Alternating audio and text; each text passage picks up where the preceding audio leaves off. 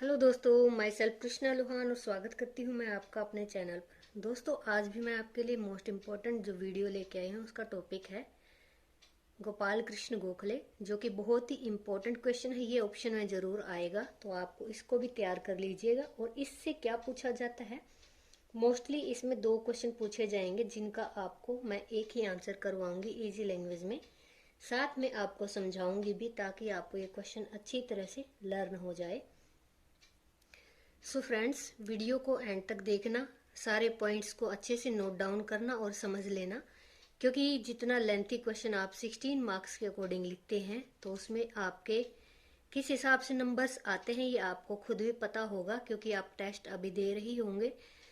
Colleges में test चल रहे हैं, इस हिसाब से आपको अपने मार्क्स का भी पता लग जाएगा कितनी लेंथ होनी चाहिए। टीचर्स भी आपको ये चीज़ मेंशन करते होंगे। साथ में मैं जिस तरह के क्वेश्चंस आपके लिए लिख रही हूँ उसमें बिल्कुल परफेक्टली जो अगर मैं लिख रही हूँ सेम एज इट इज़ अगर आप लिखते हैं तो आपके मार्क्स गेन होने से कोई नहीं रोक सकता, क्योंकि उस क्वेश्चन में मैं लिखने का तरीका, पॉइंट को किस तरह से डिफाइन करना है, साथ में क्या क्या चीज़ें हमें हाईलाइट करनी होती है, सारी चीज़ें मैं आपको बताती हूँ। तो एक अच्छे मार्क्स को फॉलो करने का तरीका मेरे वीडियो में आपके लिए हमेशा ही रहता है, क्योंकि कोशिश मेरी यही रहती है कि मैं आपको नॉलेज के साथ साथ जो क्वेश्चन को अटेम्प्ट करने का तरीका वो भी बताऊं। तो वीडियो को एंड तक जरूर देखिएगा। तो दोस्तों, इसमें देखिए आप वीडियो मैं आज जो आपको कराने जा रही हूँ तो उसका मैंने टाइटल यहाँ पे या फिर जो थिंकर है इंडियन थिंकर गोपाल कृष्ण गोखले को लिया है, जो कि बहुत ही ज़्यादा जाने जाते हैं और स्पेशली इनको जाना जाता है महात्मा गांधी जी के गुरु के रूप में। ओके, तो इनको वो अपने गुरु मानते थे। इनके राजनीतिक विचार जो उनको बहुत ही ज़्यादा पसंद थे, that's why he liked him. Okay, राजनीतिक विचार या फिर व्यवहारिक राष्ट्रवादी, दो तरह से क्वेश्चन आ सकता है कि गोपाल कृष्ण गोखले को एक व्यवहारिक राष्ट्रवादी के रूप में आप विस्तृत मतलब तरीके से लिखिए या चिन्हित कीजिए या डिस्क्राइब कीजिए इस तरह से, या फिर राजनीतिक विचारक के रूप में गोपाल कृष्ण गोखले की बायोग्राफी लिखिए, उनके विचार लिखिए। इस तरह से क्वेश्चन दो आएंगे, मीन्स दो नहीं आएंगे। गोपाल कृष्ण गोखले का आएगा तो एक ही, लेकिन इन दोनों में से कोई भी एक आ सकता है। तो दोस्तों, इसको डिटेल में हम चलिए पढ़ते हैं। गोपाल कृष्ण गोखले भारत के एक उदारवादी नेता थे। उदारवादी का मतलब यहाँ पे क्या होता है, दो मैं ये आपको समझा देती हूँ।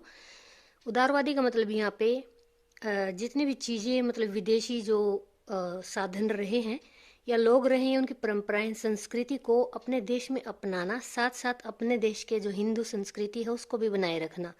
उदारवाद का यही लक्ष्य होता है कि भी वो हर किसी के धर्म संस्कृति का आदर करें, उनकी वस्तुओं को भी अपनाएं।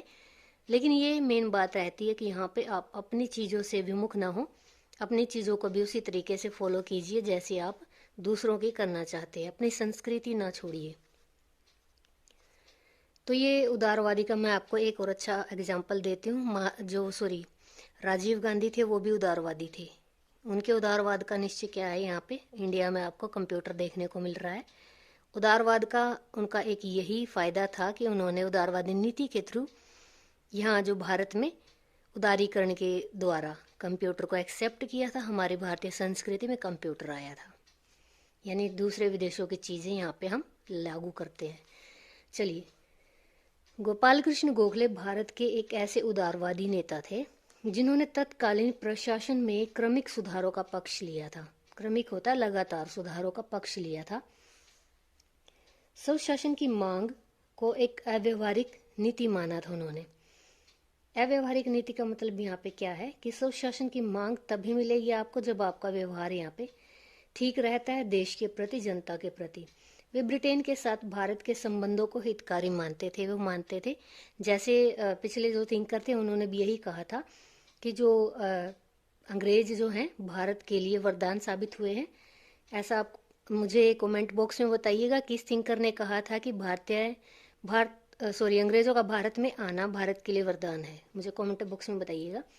वे भारतीय जनता के अधिकारों के लिए संवैधानिक साधनों के अतिरिक्त अन्य कोई साधन पसंद नहीं करते थे। यानी जनता के जो अधिकार थे संवैधानिक साधनों के अतिरिक्त, यानी कि जनता के जो अधिकार थे उनको संविधान के द्वारा जनता को दिलवाना चाहते थे। इसके अलावा उन्हें और कोई भी तरीका पसंद नहीं था।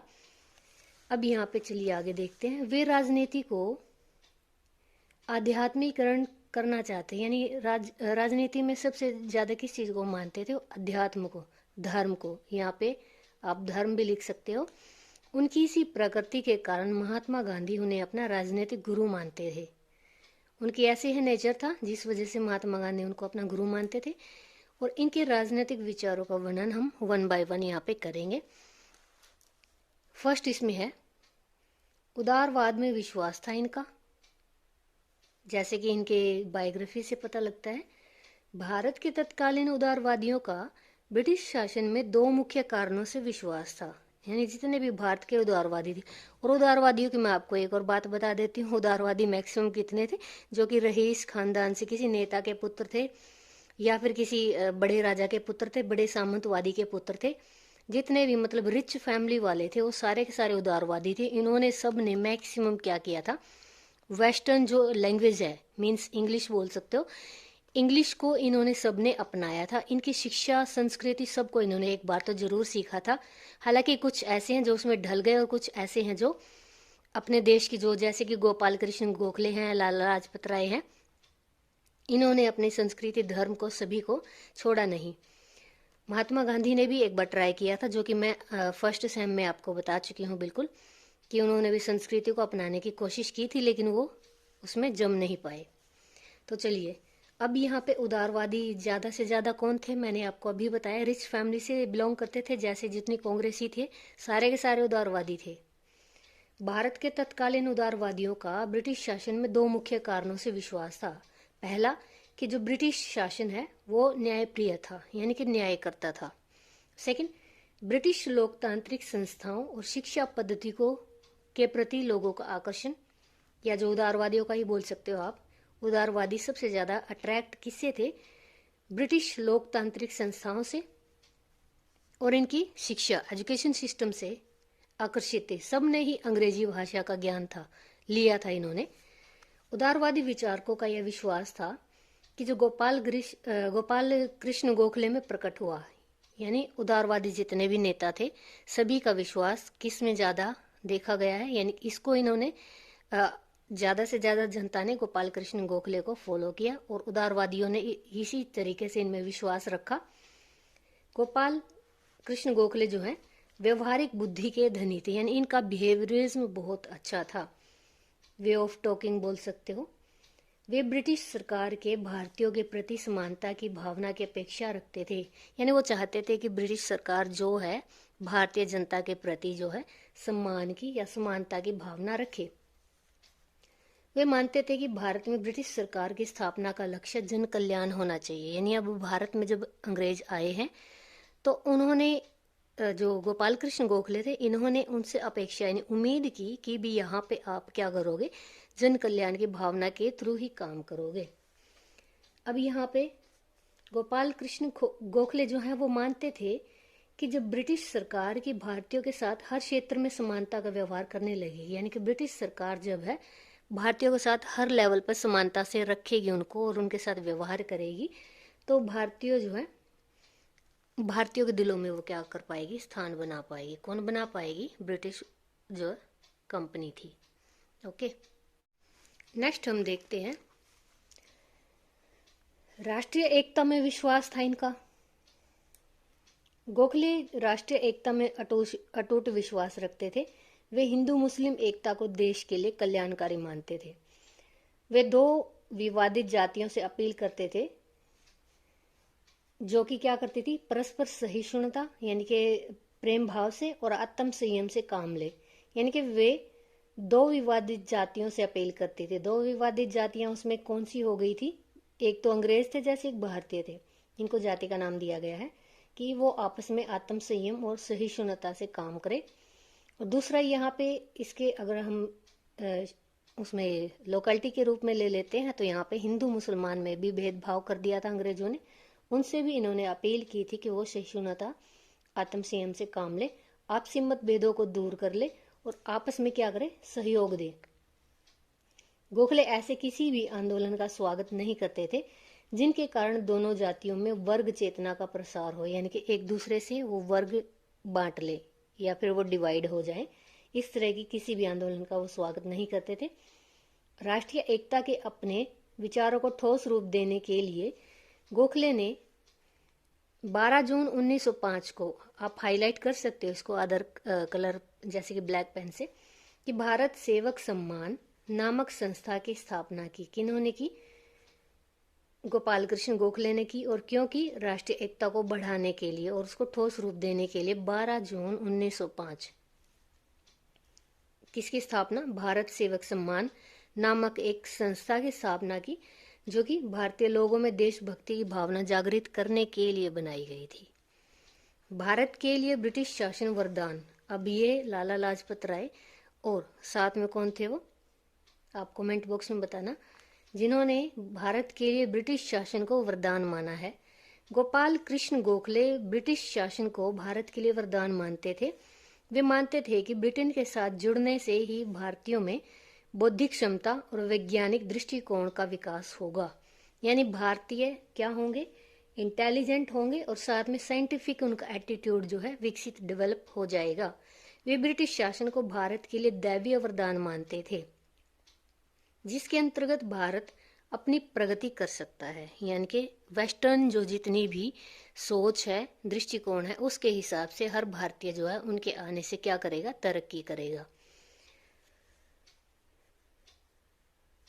और वो मानते थे कि अंग्रेजों के आने से ही भारत में अशांति और अराजकता की जगह, अशांति और अराजकता, भ्रष्टाचार वगैरह की जगह शांति स्थापित होगी और देश में पाश्चात्य शिक्षा का प्रवेश होगा। ओके, उनके मतानुसार यानी उनके अनुसार पाश्चात्य शिक्षा, वेस्टर्न एजुकेशन के द्वारा ही भारतीयों को पुराने विचारों को दूर करके उनमें जीवन और चिंतन के श्रेष्ठ तत्वों का संचार करना था। अब पाश्चात्य शिक्षा क्या काम करेगी? गोखले जी के अनुसार भारतीयों को पुराने विचारों को हटा देगी, उनमें जीवन और चिंतन के प्रति क्या करेगी? श्रेष्ठ तत्वों का संचार करेगी भारतीय व्यक्तियों में। यद्यपि अपने जीवन के अंतिम काल में गोखले को ब्रिटिश व्यवहार से निराशा होने लगी थी।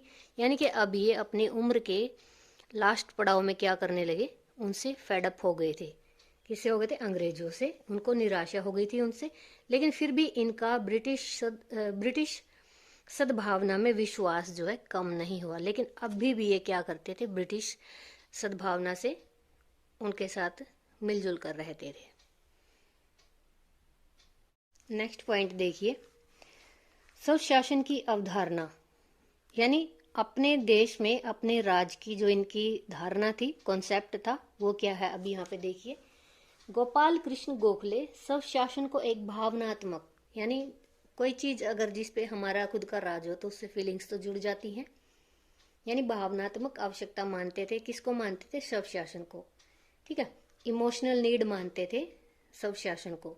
गोखले के स्वशासन संबंधी विचारों के आधार पर स्वशासन में निम्नलिखित बातें शामिल थी। यानी अब क्या होना चाहिए स्वशासन के अकॉर्डिंग? अंग्रेजों से हमें और क्या डिमांड करनी है कि भी हम स्वशासन के अंडर हमें ये चीजें चाहिए। जैसे फर्स्ट इनकी जो अप्रोच थी वो क्या थी? रिकमेंडेशन इनको गोखले की क्या थी? केंद्रीय तथा प्रांतीय विधान परिषदों का विस्तार किया जाए। सेंट्रल और जो जितने भी स्टेट लेवल पर असेंबली थी उनका विस्तार किया जाए। इंग्लैंड में होने वाली जितनी भी परीक्षाएं होती हैं वो भारत में भी होनी चाहिए। साथ में भारतीयों को भारत मंत्री सभा में बनाया जाना चाहिए। मुंबई व चेन्नई के जितने गवर्नर हैं उनको विधान परिषद में क्या मिलना चाहिए? बराबर से रिप्रेजेंटेटिव का पद मिलना चाहिए, यानी प्रतिनिधि उनको भी बनाया जाए, बम्बई और चेन्नई के जितने भी गवर्नर हैं। ठीक है, ये रिकमेंडेशन थी गोखले के अनुसार स्वशासन की धारणा के लिए। शक्तियों के केंद्रीयकरण का विरोध इन्होंने किया था। ये शक्तियों के केंद्रीयकरण के विरुद्ध थे। ठीक है, केंद्रीयकरण का मतलब क्या है यहाँ पे? कि एक ही बंदे के हाथ में सारी शक्तियों का हो जाना केंद्रीयकरण कहलाता है। जैसे यहाँ पे जितनी भी सरकारी संस्थाएं लाभ नहीं दे रही हैं, अभी वर्तमान की बात कर रही हूँ, तो यहाँ पे मोदी जी ने क्या किया है? उन जितनी भी सरकारी संस्थाओं में लाभ नहीं मिल रहा है उनको क्या कर लिया? सेंट्रलाइजेशन में डाल दिया, ताकि प्राइवेट बंदों के हाथ में कॉन्ट्रैक्ट बेस पे उनको देकर उनसे लाभ कमाया जाए, उनमें नई नीतियां बनाई जाए। ठीक है, अब ऐसे ये इसके विरुद्ध थे कि भी शक्ति किसी एक व्यक्ति के हाथ में नहीं जानी चाहिए उनके अनुसार क्या था कि भारतीयों के अधिकार उनको तभी मिलेंगे जब ब्रिटिश सरकार शक्तियों के विकेंद्रीकरण की नीति अपनाए। ओके, प्रांतीय विधान परिषदों की शक्ति में वृद्धि की जाए। अब जितने भी प्रांतों में, राज्यों में विधान परिषदें हैं, उनकी शक्ति में बढ़ावा किया जाए। जिला प्रशासन में कलेक्टर की स्वेच्छाचारिता मीन्स उसकी मर्जी को रोकने के लिए प्रत्येक जिले में जिला स्तरीय परिषद का निर्माण किया जाए। यानी जिला परिषद का निर्माण क्यों करेंगे? जितने भी कलेक्टर होंगे जो अपनी मर्जी से कार्य करते हैं, उनकी मर्जी को रोकने के लिए हर एक जिले में जिला स्तरीय परिषद का निर्माण किया जाए, जो कलेक्टर को क्या देगा? मदद, किस काम में? प्रशासकीय मामलों में उसकी हेल्प करेगा। इसके अलावा भी गोखले ने हॉर्न हाउस आयोग के सामने भी सत्ता के विकेंद्रीयकरण के सुझाव दिए थे। यानी कि अंग्रेजों की समिति थी, आयोग था हॉर्न हाउस, जिसमें इन्होंने शक्तियों के विकेंद्रीयकरण की सुझाव दिए थे कि भी शक्तियों को उनके अलग अलग मीन्स अलग अलग कर दिया जाए। इन्होंने कहा था जैसे कि न्यायपालिका अलग होनी चाहिए, कार्यपालिका अलग होनी चाहिए, और जिस तरह से संसद है वो अलग होनी चाहिए। अब यहाँ पे 6th पॉइंट इसका लास्ट बचा है इस पेज का, स्वदेशी व बहिष्कार का आंदोलन। ठीक है, इन्होंने स्वदेशी और बहिष्कार आंदोलन के विषय में अपने विचार प्रकट किए हैं। बहिष्कार को ये एक ऐसा अस्त्र मानते थे, एक ऐसा यंत्र मानते थे जिसका प्रयोग अन्य कोई विकल्प न रहने पे किया जाए।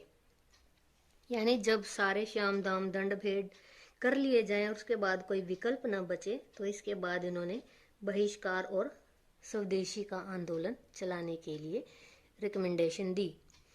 अब इसे वो क्या कहते हैं? इसे कहते हैं विधि सम्मत साधन।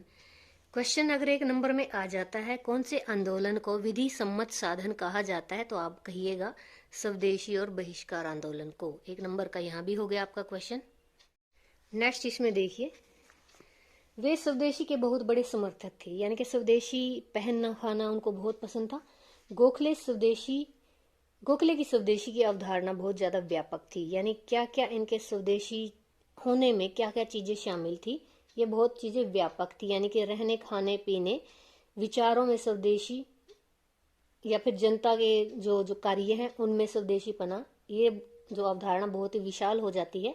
स्कूलों में, संस्थाओं में, कोर्ट में बोल सकते हो, हर तरह से स्वदेशी का सम्मान किया जाए, व्यापक होती है। उनके लिए स्वदेशी आंदोलन जो है राजनीतिक, आर्थिक दोनों ही प्रकार का एक आंदोलन था। 7th पॉइंट देखिए, मानव स्वतंत्रता में इनका ज्यादा विश्वास था। यानी कि जो हर एक व्यक्ति है भारत का, कैसे होना चाहिए? वो स्वतंत्र होना चाहिए। गोपाल कृष्ण गोखले का मानव स्वतंत्रता में पूर्ण विश्वास था। गोखले स्वतंत्रता की रक्षा के लिए न्यायपालिका, कार्यपालिका को एक दूसरे से अलग रखना चाहते थे। यानी इन्होंने विरोध किस चीज का किया था? शक्तियों के विकेंद्रीयकरण का। ठीक है, न्याय शक्तियों को केंद्र में लाया जाए। यानी एक तरह से इन्होंने क्या कहा, मैंने उसमें बताया था पॉइंट में आपको, कि न्यायपालिका अलग होनी चाहिए, कार्यपालिका अलग होनी चाहिए। उनका कहना था कि इन दोनों के संयुक्त हो जाने से, यानी किस किस के, कार्यपालिका और अगर न्यायपालिका दोनों एक हो जाएंगी तो नागरिकों की स्वतंत्रता खतरे में पड़ सकती है। यानी एक ही बंदे के हाथ में होगी तो जाहिर सी बात है, अगर एक का शासन होता है तो जनता की जो ये शक्तियां हैं वो, ये अधिकार खतरे में पड़ जाते हैं। वे अनावश्यक सरकारी नियंत्रणों में विश्वास नहीं रखते थे। जैसे कि हर चीज में, अब आप देखिए यहाँ पे क्रिप्टो करेंसी का जो सीन चल रहा है, बहुत लोगों ने पैसा कमा लिया, करोड़ों में पैसा कमा लिया, लेकिन अब सरकार, भारतीय सरकार क्या कर रही है उसमें, उसको भी विकेंद्रीयकरण के लिए ट्राई कर रही है कि भी जिस तरह लोग पैसा कमा रहे उस पे भी टैक्स लगा दिया जाए, ताकि सरकार का भी कुछ मुनाफा हो और वो अंडर आ जाए सरकार के। यानी जो भी आरबीआई के खाते में होंगी क्रिप्टो करेंसी, उसी पे टैक्स लगेगा ये हम भारत में। इसके अलावा अदर कोई भी करेंसी यहाँ पे नहीं चलेगी। ओके, अब चलिए हम यहाँ पे देखते हैं आगे। वे जीवन पर्यंत सरकार के प्रत्येक दमनकारी कानून के विरोध में आवाज उठाते रहे। यानी कि जितनी भी सरकारी दमनकारी नीतियां थी भारतीयों को दबाने के लिए, उन सब का इन्होंने क्या किया? विरोध किया। 8वां पॉइंट देखते हैं, प्रशासकीय सुधार। गोपाल कृष्ण गोखले भारत में वित्तीय, प्रशासकीय और आर्थिक सुधारों को जबरदस्त मानते थे। यानी कि इनको बहुत ही ज्यादा क्या था, मतलब ये बहुत ही ज्यादा मानते थे वित्तीय, प्रशासकीय और आर्थिक सुधारों को भारत में लाने के लिए। वे भारतीयों के भौतिक और नैतिक उत्थान के लिए ब्रिटिश सरकार पर दबाव डालते थे कि जो हमारे भारतीय हैं उनको भौतिक और नैतिक उत्थान के लिए अग्रसर किया जाए, इनको डेवलप किया जाए। ओके। उन्होंने अपने बजट भाषणों में सरकार की दोषपूर्ण नीतियों की खुलकर आलोचना की। यानी जितने भी बजट आते थे और ये इनकी तरफ से जितने भी भाषण होते थे उसमें इन्होंने खूब विरोध किया है सरकार की नीतियों का। इन्होंने सरकार पर लगातार इस बात के लिए दबाव बनाया, यानी फोर्स किया सरकार को, इस बात के लिए प्रेशर बनाया कि जन कल्याण पर ज्यादा से ज्यादा रुपया खर्च करना चाहिए इनको, सरकार को। सरकारी कर्मचारियों की संख्या घटा देनी चाहिए। ओके। प्रशासकीय सुधार के लिए जरूरी कदम उठाए जाने चाहिए। अब ये जो गोपाल कृष्ण गोखले के सुधार कार्यक्रम ही थे या इनके प्रयत्न ही थे, जिससे क्या हुआ, यहाँ पे नमक कर यानी कि टैक्स बोलते हैं कर को, नमक के लिए जो टैक्स लगते थे उनको घटाने की घोषणा हुई सरकार की तरफ से। तो ये कोशिश किसकी थी? गोपाल कृष्ण गोखले की। नेक्स्ट यहाँ पे पॉइंट रहेगा, 9th पॉइंट पे आ गए हैं। संवैधानिकता में विश्वास रखते थे, संविधान को मानते थे, संवैधानिक नियम कानून को मानते थे। इनका संविधान में गहरा विश्वास था। वे ब्रिटिश शासन के अंतर्गत स्वशासन के लक्ष्य को संवैधानिक साधनों के प्रयोग द्वारा पाना चाहते थे। यानी ब्रिटिश सरकार से इन्होंने क्या किया कि संविधान बनाया जाए जिससे कि जनता के जितने भी अधिकार हैं या संविधान से संबंधित जितने भी लक्ष्य हैं हम उनको पा सकें। उनके अनुसार इसका एकमात्र लाभ क्या था कि भारतीयों को अंग्रेजों की सहानुभूति से वंचित नहीं होना पड़ेगा। उस समय जो प्रोसेस चल रही थी उसमें क्या था, कुछ अंग्रेज थे संसद में, मीन्स जो ज्यूरी उस टाइम बनी हुई थी, अंतरिम सरकार जो थी, उसमें कुछ भारतीय थे। ये भारतीयों की संख्या बहुत कम थी, अंग्रेजों की ज्यादा थी। तो उन्होंने सिर्फ सिफारिश रखी, यानी इतनी तो चलती नहीं थी इनकी, कि भी आप क्या करो, संविधान बनाओ और उसमें जो जितनी भी जनता होगी उसको अधिकार भी मिलेंगे और आपके जो अंडर भी रहेंगे वो, और कानून भी नहीं तोड़ेंगे, उससे उनका भी फायदा होगा और संविधान जो है हमारे भारत में आ जाएगा। इन्होंने संवैधानिक आंदोलन द्वारा भारतीय जनमत को जागृत करने की चेष्टा की। यानी कि संवैधानिक आंदोलन इन्होंने चलाया कि भी अगर आप अपने अधिकारों के प्रति जागृत होते हो, जानते हो आप अगर अपने अधिकारों के बारे में कि भी हमें क्या क्या अधिकार मिलने चाहिए या मिले हुए हैं, अगर आप उन पर काम करोगे तो आपको क्या मिलेगा, आज़ादी मिलेगी, आपको स्वतंत्रता मिलेगी। तो इस प्रकार ऐसे आंदोलनों के द्वारा उन्होंने भारतीय जनता को जगाने की कोशिश की। इस प्रकार वह सिद्ध करना चाहते थे कि भारतीय राजनीतिक दृष्टि से उत्तरदायी शासन के योग्य हैं। यानी भारतीय लोग जो हैं, जनता जो है, राजनीतिक दृष्टि से उत्तरदायित्व संभालने की योग्य है कि भी उनको भी तो काम मिलना चाहिए, उनको भी तो संसद में या फिर इसमें राजनीति में उनको भी तो प्रतिनिधित्व मिलना चाहिए, उनको भी भाग लेने का मौका मिलना चाहिए, वे भी इसके योग्य हैं। अतः उन्हें प्रशासकीय कार्यों में भाग लेने का अधिकार है और दिया भी जाना चाहिए। ये सिफारिश इन्होंने रखी थी। लास्ट पॉइंट है राजनीति तथा आध्यात्मिकरण। इसमें क्या होता है, ये सार्वजनिक जीवन को आध्यात्मिकता से जोड़ना चाहते थे। मीन्स क्या है, जो जैसे हम जी रहे हैं या फिर जो राजनीति वगैरह भी चल रही है, सब कुछ आप लगा सकते हो, सबको ही इन्होंने अध्यात्म से जोड़ देने की सिफारिश की। ये मानते थे कि धर्म राजनीति का आधार होना चाहिए, यानी जितनी भी पॉलिटिक्स की जाए सारे उस पर रिलीजन पे की जानी चाहिए। और ये हमेशा से ही चाहते थे कि साधनों की पवित्रता में विश्वास रखा जाए। साधन क्या होते हैं, जितने भी राजनीति या संसद से रिलेटेड हैं, जो व्यक्ति हैं उनके कार्यों से रिलेटेड है, यानी एक प्रशासन चलाने से रिलेटेड जितने भी साधनों की जरूरत होती है, चाहे उसमें पैसा है, चाहे उसमें अंग्रेज हैं या फिर हमारे भारतीय नेता थे, सभी साधन माने जाते हैं एक तरह से प्रशासन में। तो इनमें पवित्रता होनी चाहिए, सबसे ज्यादा इनके विचारों में पवित्रता होनी चाहिए। उनके अनुसार राजनीति जन सेवा का एक साधन तभी बन सकती है, यानी कि जो पॉलिटिक्स है लोगों की सेवा करने का साधन तभी बनेगी जब इसका बेस, इसका आधार आध्यात्मिकरण होना चाहिए। गोखले का कहना था कि स्वतंत्रता प्राप्त करने से पहले राष्ट्र को इस लायक बनाना चाहिए कि यह अपवित्र या गंदा न बने बाद में। गोखले के इन्हीं आदर्शों के कारण या इसी आदर्शवादी विचारधारा के कारण महात्मा गांधी जी हैं जो इनको अपना राजनीतिक गुरु मानते थे। ठीक है, गुरु की बात नहीं होगी यहाँ पे, स्पेशली आपको लिखना पड़ेगा, ये इसके महात्मा गांधी जी के क्या थे, राजनीतिक गुरु थे, यानी इनको ज्यादा फॉलो करते थे वो।